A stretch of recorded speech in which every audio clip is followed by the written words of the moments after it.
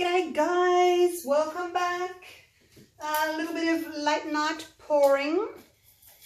Got to spray my cup. I am just kind of doing a bit of an experiment tonight, and I thought I'll just tape it just in case it works. I've been going through my stock and I found this Vallejo gloss medium. I think I've got 8 bottles of that I bought about a year ago. Never really used them, so I'm trying that today with my glue and water mix and see what happens. And I'm using Mont Marte paints. I have got Naples yellow, a warm red, warm yellow, phthalo blue, cerulean blue, and a pale aqua. So those are my colours. I've already put the silicone oil in, just 2 drops in each cup because they're only like a little half a cup full, not even that.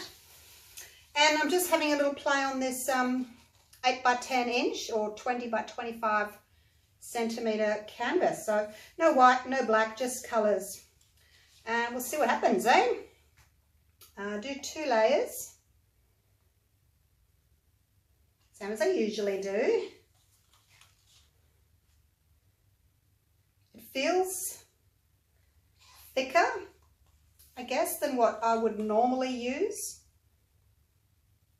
But I'm going with it anyway, just to see, because it's a different, it's a different mix. So instead of using just glue and water, I've got the glue, water, and the Vallejo. And we'll see how these colours come along, hey? I know they're colours that would normally turn to mud, but I'm going to have a go. See what happens. So with this size canvas, I need about 200 grams of paint, and I work out that by saying 20 centimetres by 25 centimetres divided by 2.5, and that gives me 200. So I think this is about 200-ish.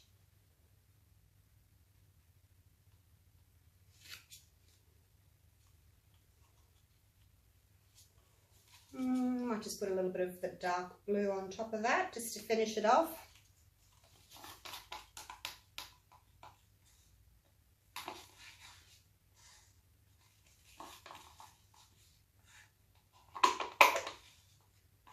Okay, I wasn't going to pour tonight because I only did 1 pour today. I haven't really been doing much lately. All right, let's move these out of the way and see what happens. Look at that. It's a really pretty rainbow there, isn't it? Well, not exactly rainbow colours, but it's pretty. All right, so it was pretty full. There's not much room for the paint to run down, but you can see there it's already releasing from the top because of that quick little spray of silicone. So I know that I'm pretty much right to go, and we're not going to have much paint left in the cup. I like to do it because I don't like a lot of paint hanging onto the, there it goes, look at that. I don't like a lot of paint hanging onto the sides. I like it to all be used. I've got my torch ready.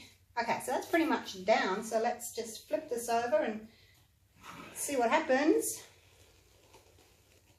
Try and keep as much paint on the surface as I can because it's only a little canvas. Oh, look at those candy stripes. How pretty is that?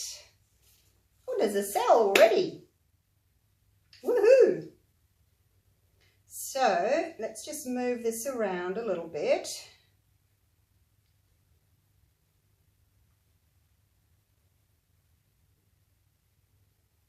I do want to leave enough paint on there so that I can still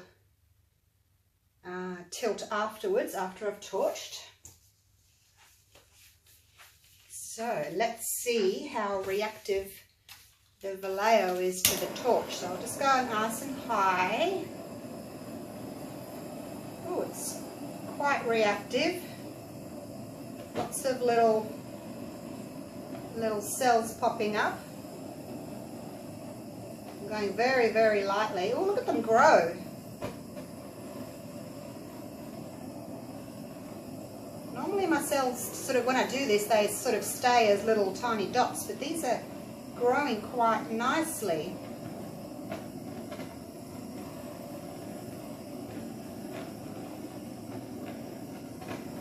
Whoa! Okay, let's, this is fun. Lots of cells. Oh my gosh. It is quite reactive. Look at them just pop up. Let's give them a minute just to grow a little bit more. And we'll see what they want to do.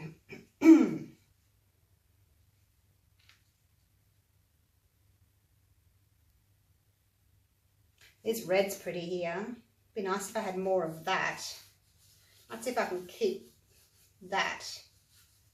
But I do want to go over the corners, so let's go over the corners.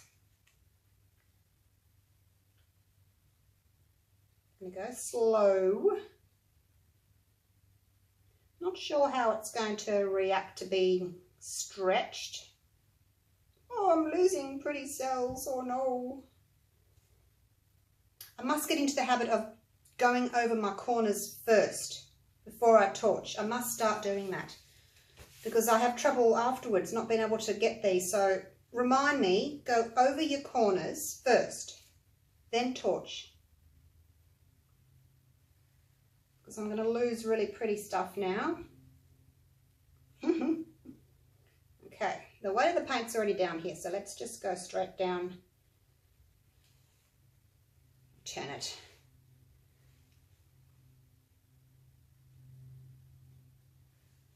I'll try and keep those orange ones there on the side if I can, because they're pretty.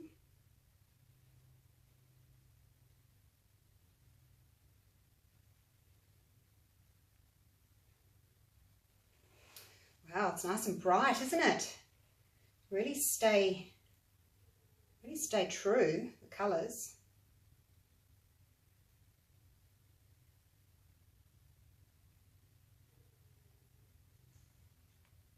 Okay.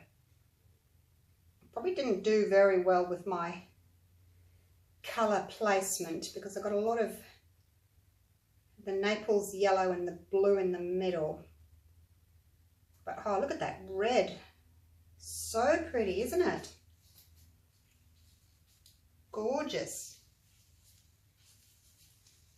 May actually try those colours again without the Naples yellow and that light blue and see how we go with that. Just that one, that one, that one, and that one.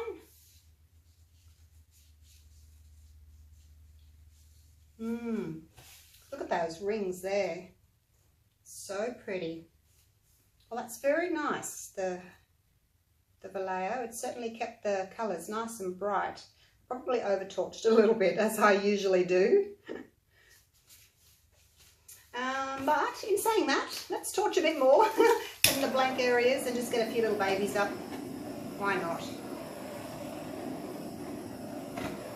Might as well.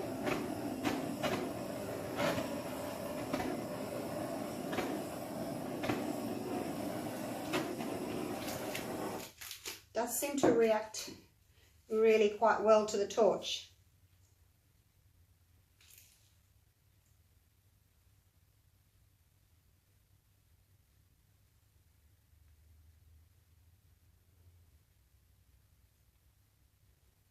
Just moving them around just a touch, just to open them up a little bit.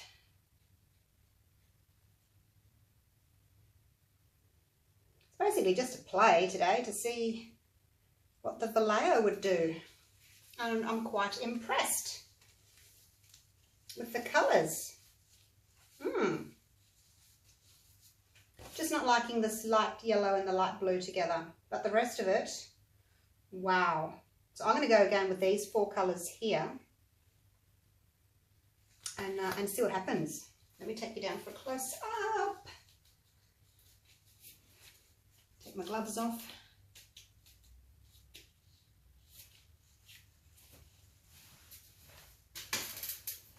It's a very busy little canvas, isn't it? That it is.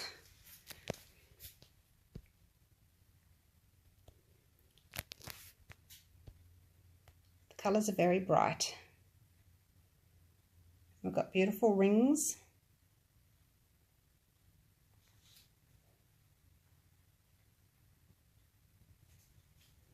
Come around this way when I'm not in the light. Yeah, so just not really loving those two colours there together.